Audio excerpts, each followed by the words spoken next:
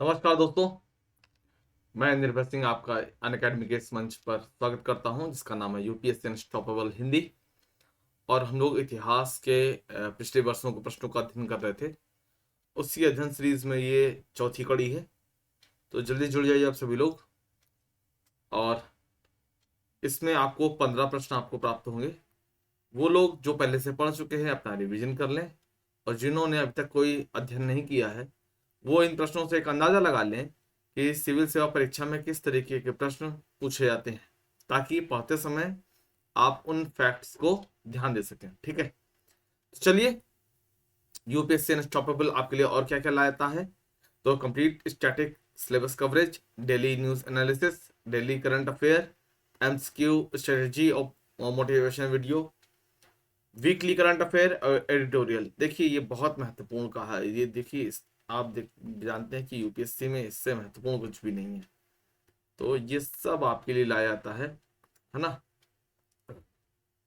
चलिए, पहला प्रश्न है, लॉर्ड माउंटबेटन वॉयस रॉय के रूप में भारत आए तो उनको कौन सी हिदायत दी गई थी आपको बताना है। भारतीय उपमहाद्वीप को विभाजित करने की विशेष हिदायत के साथ भेजा गया था, कि यथासंभव भारत को संयुक्त रखने की विशेष हिदायत के साथ भेजा गया था, जिन्ना की पाकिस्तान की मांग को स्वीकार करने की विशेष हिदायत के साथ भेजा गया था, या कांग्रेस का विभाजन स्वीकार करने हेतु राजी करने की विशेष हिदायत के साथ भेजा गया था। आपको बताना है कि माउंटबेटन को किस हिदायत के साथ भेजा गया। समय लीजिए, पढ़ा है तो याद कीजिए, और नहीं कभी अध्ययन में आया है तो थोड़ा सा इंतजार कीजिए। तो मैं तो बताऊंगा थोड़ी देर में। जल्दी से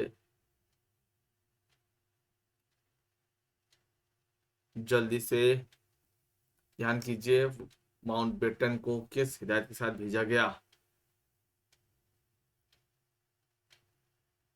5 4 3 2 1।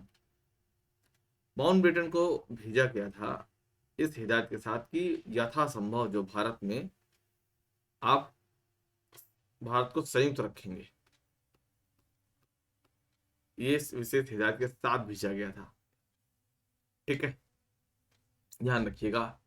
ये आईएएस से पूछा गया प्रश्न है। निम्नलिखित में से वह कौन था जो काकोरी कांड में फांसी की सजा से बच गया। इन चारों में से कौन था जो बच गया, यह आपको बताना है। ध्यान दीजिएगा जल्दी से। मात्र 15 क्वेश्चन है, तो मतलब ज्यादा लंबा सेशन नहीं है। आप ऐसा मत सोचिए बहुत लंबा सेशन, ऐसा नहीं। तो जल्दी से बताइएगा कौन बच गया था। ध्यान कीजिए। 5 4 3 2 1। ये चंद्रशेखर आजाद जी हैं जो कि बच गए थे। आपको याद कीजिए, अल्फ्रेड पार्क इलाहाबाद में फिर अंग्रेजों द्वारा इनकी मतलब घेर लिए गए थे, तो उन्होंने उनसे टक्कर ली, बाद में स्वयं को गोली मार ली। काकोरी कांड क्या है? 9 अगस्त 1925 की घटना है, जिसमें 8 डाउन सहारनपुर से लखनऊ जो है ये ट्रेन थी, और इस ट्रेन में को लूट लिया गया इन क्रांतिकारियों द्वारा। ठीक है, तो इन सब में के खिलाफ फिर गिरफ्तारी हुई, मुकदमा चला। लेकिन आपको बताना चाहूंगा कि चंद्रशेखर आजाद पकड़ के बाहर रहे अंग्रेजों के। ठीक है, चलिए अगले प्रश्न की तरफ चलते हैं। उन्होंने मैजिनी, गैरीबाल्डी, शिवाजी तथा कृष्ण की जीवनी लिखी। वे अमेरिका में कुछ समय के लिए रहे तथा केंद्रीय सभा के सदस्य भी निर्वाचित हुए। वे थे अरविंद घोष, विपिन चंद्र पाल, लाला लाजपत राय या मोतीलाल नेहरू। वो कौन थे ये आपको बताना है। एक मिनट, मैं इंक हटा देता हूं, तब तक आप सोचिए, अपना समय लगाइए। वो कौन थे? इन चारों विकल्पों पर ध्यान दीजिए और थोड़ा सा अपनी याददाश्त पे जोर डालिए। देखिए कौन थे। मैजनी, गैरीबाल्डी, शिवाजी और श्री कृष्ण की जीवनी लिखी उन्होंने। मैजनी और गैरीबाल्डी का जो नाम आप पढ़ेंगे विश्व इतिहास में पढ़ेंगे और इटली के एकीकरण में पढ़ेंगे, है ना।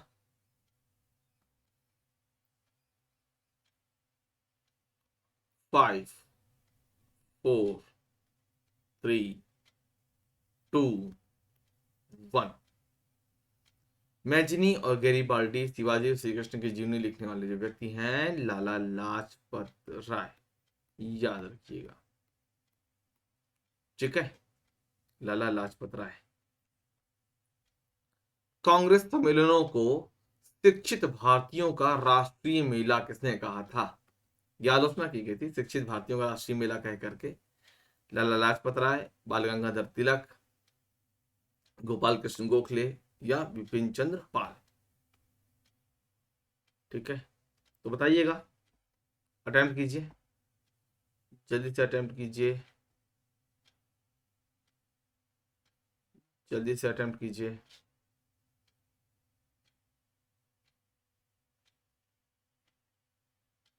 जल्दी से अटेम्प्ट कीजिए। राष्ट्रीय शिक्षित भारतीयों का राष्ट्रीय मेला,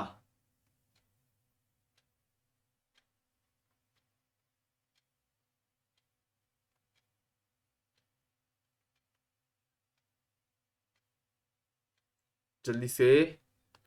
5 4 3 2 1। ये हैं लाला लाजपत राय। इन्होंने ही कहा था कि जो कांग्रेस के सम्मेलन है ना, ये शिक्षित भारतीयों मतलब जितने भी पढ़े लिखे लोग हैं उनके लिए एक मेला है, एक अवसर है घूमने फिरने मटर गश्ती करने का, है ना, लाला लाजपत राय। निम्न गवर्नर जनरल में से किसने कांग्रेस को अत्यधिक अल्पसंख्यक लोगों का प्रतिनिधित्व करने वाली कहकर उपहास उड़ाया? डफरिन, मिंटो, कर्जन या लेंस डाउन। अत्यधिक अल्पसंख्यक, देखिए आपको बताऊं, अल्पसंख्यक तो देखिए अल्पसंख्यक जैसे कि शब्द से पता चलता है कि बहुसंख्यक मतलब संख्या में ज्यादा, अल्पसंख्यक जो संख्या में कम है। पहली बात तो ये समझ लीजिए, उसमें भी कैसा अत्यधिक, एक्चुअली में सूक्ष्मदर्शी अल्पसंख्यक कहा था, सूक्ष्मदर्शी अल्पसंख्यक कहा था। सूक्ष्मदर्शी जो आपने माइक्रोस्कोप देखा होगा लैब में, है ना, बायो लैब में जरूर देखा होगा आपने।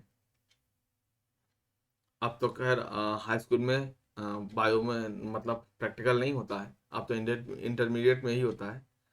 खैर हम लोगों के समय में हाई स्कूल में भी होता था लैब, तो प्रैक्टिकल प्रैक्टिकल तो हो सकता है आपने ना भी देखा हो, किसी ने बायो अगर नहीं पढ़ी है भाई, इंटर में मैथ से है तो हो सकता नहीं पढ़ा देखा हो बायो की लैब में, क्यों जाएंगे फिर तो, है ना।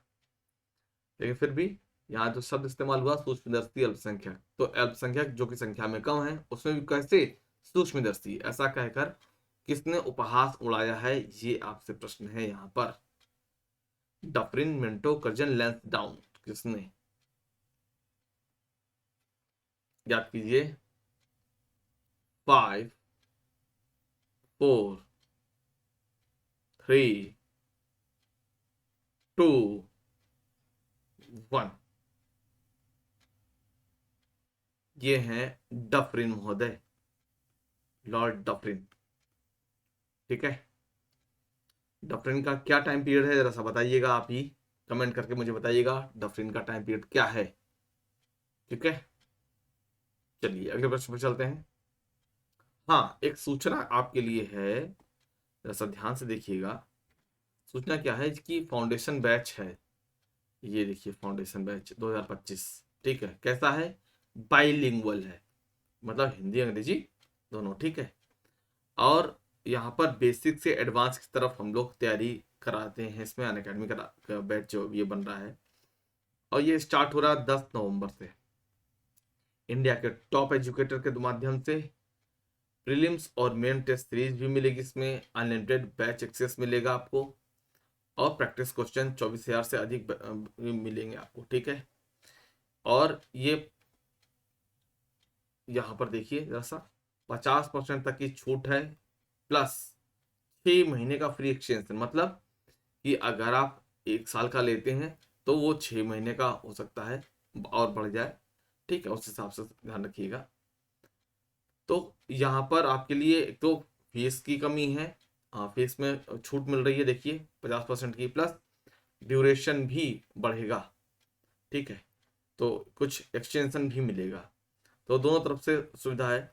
और ये बैच स्टार्ट हो रहा है 10 नवंबर से। ठीक है, मेरे पीछे जो लिखा है आप नहीं पढ़ पा रहे हैं, क्योंकि स्क्रीन में सामने मैं बैठा हूँ, तो आप नहीं पढ़ पा रहे हैं, वो मैं पढ़ देता हूँ आपको। एक मिनट रुकिएगा बस। लिखा है कि ऑफर जो है वो 9 नवंबर तक है, ये ध्यान रखिएगा। ठीक है, यहाँ पर ये ऑफर जो है 9 नवंबर तक है, क्योंकि 10 तारीख से बैच स्टार्ट हो रहा है, तो जो 9 नवंबर तक ये ऑफर है। ठीक है, ये फाउंडेशन बैच 2025 जो आपकी स्क्रीन पर एक बार फिर से आप देख पा रहे होंगे। ठीक है, प्री और main unlimited batch access, study material, और ये 10 नवंबर से स्टार्ट हो रहा है। तो आपको क्या मिल रहा है, देखिए छूट क्या है कि 50% तक की छूट है, और 6 महीने का फ्री एक्सटेंशन भी मिल सकता है। अच्छा, आप होता है कि एक बार में फी पे नहीं कर सकते हैं या नहीं करना चाहते हैं, तो आप इस नंबर पे कॉल करके अपनी फीस को 0% इंटरेस्ट पे ईएमआई में कन्वर्ट करा सकते हैं। ठीक है, और छूट प्राप्त करने के लिए आपको कोड इस्तेमाल करना होगा NIR10। NIR10 जो कि मेरा कोड है, जो आपके स्क्रीन पर ये देख रहे हैं आप, ये देखिए, ये आपको इस कोड का प्रयोग करेंगे तो आपको छूट प्राप्त होगा। ठीक है, चलिए, दिल्ली सल्तनत के किस शासक ने अपने आप को खलीफा घोषित कर दिया था? किसने अपने आप को खलीफा घोषित किया था, ये आपको बताना है जल्दी से। बलबन ने, मुबारक खिलजी ने, अलाउद्दीन खिलजी ने, या मोहम्मद बिन तुगलक ने? किसने अपने आप को खलीफा घोषित किया? क्या हम ही खलीफा हैं अब जो हैं? ठीक है, किसने किया ये आपको बताना है। अन अकेडमी आपको बढ़िया बढ़िया ऑफर देती रहती है ना। हाँ, सही है। अन अकेडमी का ये लक्ष्य भी है कि मतलब शिक्षा को जन जन तक पहुंचाना है, मतलब कोई पैसे के अभाव में उसके सपने मतलब ना टूटने पाए। ईएमआई का ऑप्शन भी है, और 0% इंटरेस्ट पे। ठीक है, खलीफा घोषित करने के लिए मैं आप काउंटडाउन देता हूं। अब 5, 4, 3, 2, 1। खलीफा कहा मुबारक शाह खिलजी ने। मुबारक शाह खिलजी, जो कि 1316 से 1320 तक रहा गद्दी पर। ठीक है, मुबारक शाह खिलजी। अलाउद्दीन खिलजी के प्रसिद्ध सेनापतियों में से किसकी मंगोलों के विरुद्ध लड़ते हुए मृत्यु हुई? ध्यान दीजिए, किसकी मृत्यु हुई मंगोलों के विरुद्ध लड़ाई में? जफर खां, अल्प खां, नुसरत खां, उलुग खां? अलाउद्दीन खिलजी, जिसके पास सेनापति एक से एक रहे, निश्चित तौर पे एक से एक सेनापति, किसकी मृत्यु हुई?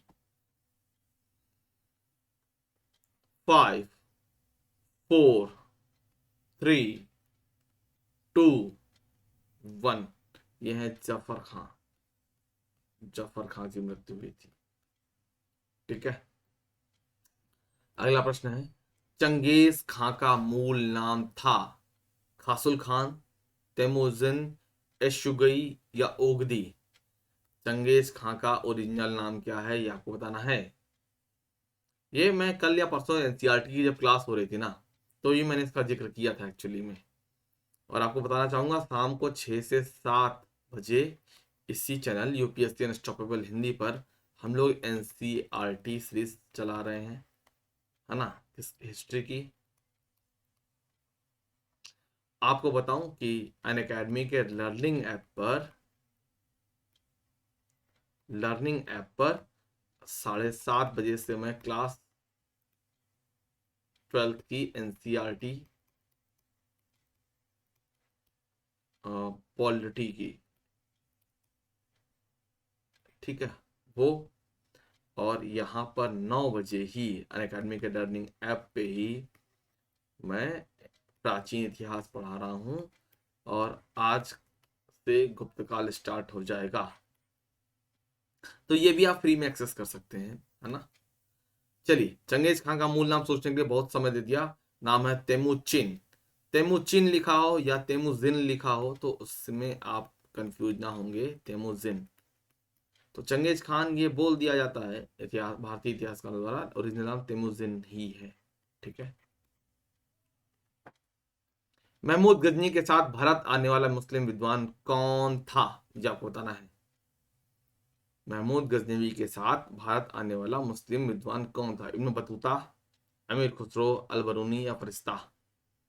अगर आपको टाइम पीरियड भी क्लियर होगा तो आप इसका उत्तर बखूबी दे देंगे। अमीर खुसरो, अलबरूनी, फरिश्ता, इब्न बतूता। ये कुछ ऊपर नीचे हो गया, ACBD, ये कुछ ऊपर नीचे हो गया, खैर इसमें मत जाइए। चलिए, मैं इसको ही, जो जैसा लिखा है उसको वैसे ही मानिए। सी अगर ऊपर लिखा था उसको सी मानिए, बी लिखा तो आप आंसर उस तरीके से ही लिखिए। ठीक है, जल्दी से। इब्न बतूता तो बहुत बाद में आया है, मोहम्मद बिन तुगलक के काल में। अमीर खुसरो का जन्म भारत में हुआ है, आने की जरूरत ही क्या है। अब जो आपको कंफ्यूजन होना चाहिए वो अलबरूनी और फरिश्ता में। तो फरिश्ता भी भारत नहीं आया है, आया है तो अलबरूनी आया है। ठीक है, मिली अलबरूनी। हिंद की जनता के संदर्भ में हिंदू शब्द का पहली बार प्रयोग किया गया था। ये भी हम लोगों ने जब क्लास 7th की NCERT हम लोगों ने शुरू की थी तो वहीं पर इस पे भी पर्याप्त चर्चा हम लोगों ने की थी कि अगर मैंने आपसे कहा था कि भारत ने, जिसमें कि आर्टिकल, जब आप पहला अनुच्छेद पढ़ते हैं, इंडिया जो कि भारत है, राज्यों का एक संघ होगा, भारत ने जहाँ पर दोनों ही नाम स्वीकार कर लिए वहां हिंदुस्तान को स्वीकार क्यों नहीं किया, ये सब हम लोगों ने चर्चा की है ना। NCERT जब सीरीज में ये आई थी बात। तो बताइए, हिंदू शब्द का प्रयोग सबसे पहले किसने किया?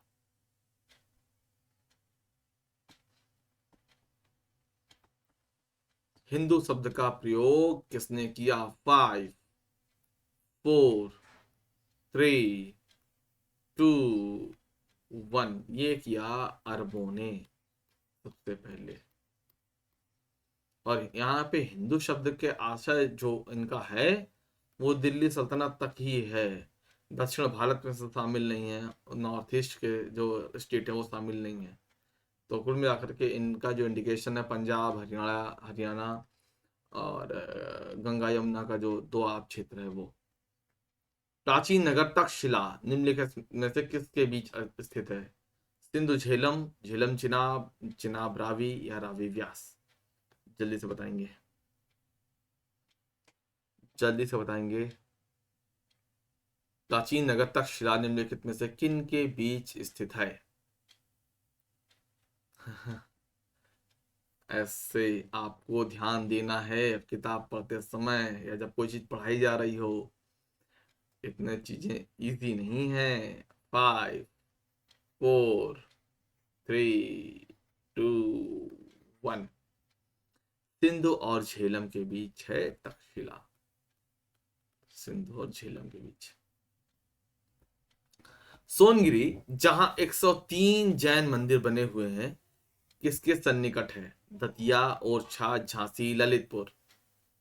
किसके निकट है यह आपको बताना है, जल्दी से बताइए तो।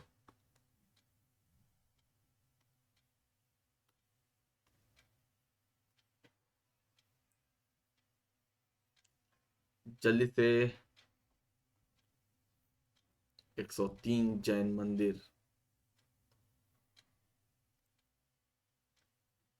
5, 4, 3, 2, 1। ये दतिया, दतिया कहाँ पड़ता है? MP। ठीक है, में सोनगिरी है, वहां पर जैन मंदिर बने हुए 103। अगला प्रश्न है, चीनी यात्री वेनसांग ने किस विश्वविद्यालय में अध्ययन किया था? तक्षशिला में, मगध में, विक्रमशिला में या नालंदा में? बताइए तो। वेनसांग, पहली बात तो ये सोचिए किसके समय में आया था, फिर उत्तर देने का प्रयास कीजिए। पहले सोचिए इसको। किसके समय में आया था?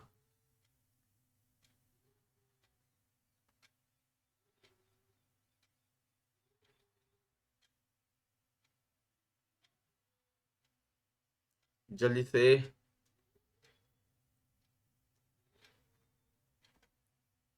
जल्दी से कमेंट करेंगे। 5, 4, 3, 2, 1। देखिए, जो वेनसांग है ये आया था हर्ष के समय में, और इसने नालंदा विश्वविद्यालय में अध्ययन किया था। ठीक है, जिसपे बाद में बख्तियार खिलजी ने आग लगा दी थी बंगाल अभियान के दौरान। ठीक है, तो याद रखिएगा नालंदा। ठीक। विक्रम एवं शक संवतों में कितने वर्षों का अंतर है? बताइए। अब यहां पर आपसे देखिए, पूछा उसने एक प्रश्न, और लेकिन आपके में आपसे उसने विक्रम संवत के बारे में भी पूछ लिया और शक संवत के बारे में भी पूछ लिया। चलिए बताइए कितने वर्षों का अंतर है। विक्रम संवत का क्या डेट मानी जाती है, शक संवत की क्या डेट मानी जाती है? चलिए थोड़ा सा समय लीजिए यहाँ पर, लेकिन उत्तर कोशिश कीजिए कि सही आ जाए। थोड़ा सा समय हम लोग ले सकते हैं, ऐसी कोई बात नहीं है कि सब में आधा मिनट या 1 मिनट ही लेना, नहीं। समय ले लीजिए ठंडे दिमाग से। अगर आपने कभी इस पे ध्यान नहीं दिया है तो भी, अगर आप कुछ अपने हिसाब से कोई और कैलकुलेशन लगाना चाहते हैं, लगा लीजिए। मुझे क्या चाहिए, सही उत्तर, है ना?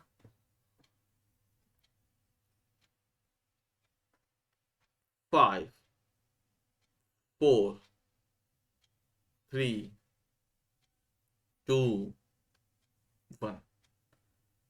चलिए ध्यान दीजिए, मैं बताता हूँ और एक बार में सीख लीजिए, है ना? सीख भी लीजिए, क्योंकि इस तरीके के प्रश्न भी पूछे जाते हैं आपसे। देखिए, विक्रम संवत का जो टाइम पीरियड है वो 57 ईसा पूर्व है, और शक संवत का जो है वो 78 ईस्वी है। अब ध्यान से देखिए, माना यह गया कि 1 जनवरी सन 1 को ईसा मसीह का जन्म हुआ। ठीक है, और इसके पहले की घटना हम लोग ईसा पूर्व में गिनते हैं और बाद की ईस्वी में गिनते हैं। ठीक है, तो 57 का मतलब ईसा के जन्म से 57 साल पहले। तो ऐसे ऐसे करके आप जाएंगे तो मान लीजिए कि ये है 57 BC, बिफोर क्राइस्ट लिख देता हूँ, ईसा पूर्व। ठीक है, और इसके बाद 78 जो ईस्वी लिखा है, तो ईस्वी तो इधर से इस तरफ जाएगा ईस्वी, तो ईस्वी इधर आइए 78 मान लीजिए ईस्वी। तो इस 78 पूछ ये रहा है कि इस बिंदु से इस बिंदु की दूरी क्या है। कई बार चीजें आपको उस तरीके से नहीं पता होती हैं, कोई बात नहीं, ऐसे निकाल लेते हैं। तो इस बिंदु से इस बिंदु की जब दूरी पूछ रहा है, तो 78 प्लस 57 हो जाएगा, है ना? क्योंकि ये पहले का है, ये बाद का है, और पूछ रहा है ये इधर 57 कदम चला गया। ठीक है, ये इधर 78 कदम चला गया। अब कह रहा है यहाँ से यहाँ की दूरी क्या है, बस जोड़ लेना है, 135। आंसर हो गया। ठीक, उम्मीद करता हूँ आपको समझ में आ गया होगा ये। राजा नंद का उल्लेख करने वाले अभिलेखीय प्रमाण कौन सा है, ये आपको बताना है। नंद वंश का उल्लेख, कुल मिलाकर आपसे पूछा जा रहा है कि नंद वंश का उल्लेख किस अभिलेख में मिलता है? खारवेल के हाथी गुम्फा में, रुमंदेई में, रुद्रदामन का जूनागढ़ में, या धनदेव का अयोध्या अभिलेख में? ये आपको बताना है, जल्दी से बताइएगा। ये मैंने पढ़ा रखा एक्चुअली में। अगर आपने एंशियंट हिस्ट्री जो मैंने पढ़ाई है वो प्लेलिस्ट में है, आप सभी देख सकते हैं। और उसके आगे का मैंने अनअकैडमी के लर्निंग ऐप पर पूरा इसको कराया है। आज गुप्त काल स्टार्ट होगा, तो ऐसा नहीं है कि मैंने आके अधूरा छोड़ा है, ऐसा बिल्कुल नहीं है। अब लेखी प्रमाण की अगर बात करें तो यह है खारवेल का हाथी गुम्फा अभिलेख, जहां पर मैंने आपको बताया है नंद वंश के जो राजा हैं महापद्मनंद, उनको एक राट कहा गया है। तो ये सब मैंने आपको बताया है। ठीक है। आपको अब जो फाइनली मैं बताना चाहूँगा कि जो अनअकैडमी छूट दे रही है वो मात्र 9 नवंबर तक है। और ये छूट प्राप्त करने के लिए आप जो NIR 10 कोड है, जो आप यहाँ पर ये देखते हैं नीचे ये लिखा हुआ है ये, ठीक है। तो NIR 10 कोड का इस्तेमाल कीजिए, छूट प्राप्त कीजिए। और छूट जो है लग 50%, आपके स्क्रीन पर आप देखिए साफ साफ दिया है ना, ये साफ साफ दिया है 50% की छूट ये। और 6 महीने का एक्सटेंशन भी, जो मान लीजिए आप कोई प्लान लेते हैं 1 साल का 1.5 साल का, तो उसमें 6 महीने और, हाँ वो बात है। और ये 9 तारीख तक ही है। ये मेरी पीठ के पीछे नीचे इधर लिखा हुआ है, इसलिए आप नहीं देख पा रहे हैं इस कोने पे। मैं बता देता हूँ किस कोने की बात हो रही है। यहाँ पे लिखा गया है, यहाँ पर ये चीज, ठीक है, ये चीज लिखा है, ठीक। तो दिवाली ऑफर है, दिवाली मनाइए, लेकिन याद रखिए बैच स्टार्ट हो रहा है 10 तारीख से, तो आपका ये जो अ, छूट है वो 9 तारीख तक ही है। तो उम्मीद करता हूँ आपको क्वेश्चन आंसर सीरीज में मजा आ रहा होगा। कैसा लग रहा है जरूर बताइए। मैंने आपकी डिमांड पर इसे काफ़ी छोटा कर दिया है, तो उम्मीद करता हूँ आपको ये अच्छा लग रहा होगा। एक प्रतिक्रिया भी देंगे तो अच्छा लगेगा, है ना। तो दिवाली मनाइए, घर की साफ सफाई कीजिए, और लेकिन पढ़ाई भी कीजिए। आप सभी का बहुत बहुत धन्यवाद, बहुत बहुत आभार। मिलते हैं अगली सीरीज में।